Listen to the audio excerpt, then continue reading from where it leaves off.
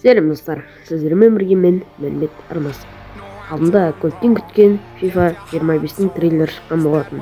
Енді мен сіздерге FIFA 25-те қандай өзгерістер болады, соның бәрін осы видеода айтатын боламын. Видео басылмай жатып арнаға тіркеліп, видеоға лайк басып кетіңіздер. Ал біз бастаймыз. Ең алдымен достар, FIFA 25-те қандай компьютерлер көтере алады.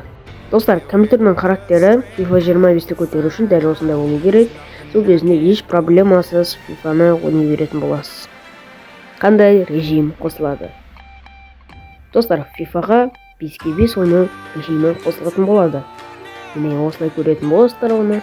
Және де 5-5 ойнау режимінде достарыңмен өз командаңды құрып, онлайн адамдармен ойнауға болады. Және де достар, FIFA 25-те қыздар футболына да көп көңіл бөлінген. Одан бөлек FIFA 25-те ойыншылар өздерінің шын өмірдегі іс-әрекеттерін қайталайтын болады. Сонымен қатар командалардың тактикасы шынайы болады. Және де FIFA 25-те ойыншылардың ойлау қабілеті жақсаратын болады. Ойыншылардың іс-әрекеттері, дриблингі, скиллы бәрі өзгеретін болады. Сонымен қатар жанкүйерлердің шынайы эмоциясы да өзгереді. Сонымен қатар враталарға енді сенуге болады. Себебі олар енді қауіпті сәттерде топтарды сенімді түрде қайтаруы мүмкін. Достар, және де Ламин Ямалды FIFA 25-те біз көретін боламыз.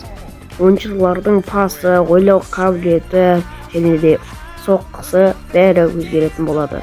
Сонымен қоса түр әлбеті де өзгереді, бірақ қатты емес. Достар, сонымен қатар PlayStation 4 ойнайтын адамдарға жаман жаңалығым бар. Достар, PlayStation 4-те FIFA 24 соңғы ойын. Яғни айтқанда FIFA 25 PlayStation 4-ке шықпайды.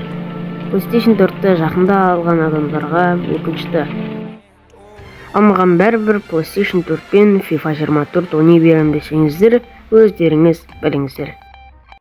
Достар, осылайша видео бітті. Видео ұнаса арнаға тіркеліп, видеоға лайк басып кетіңіздер. Ал ендеше сау саламатта болыңыздар.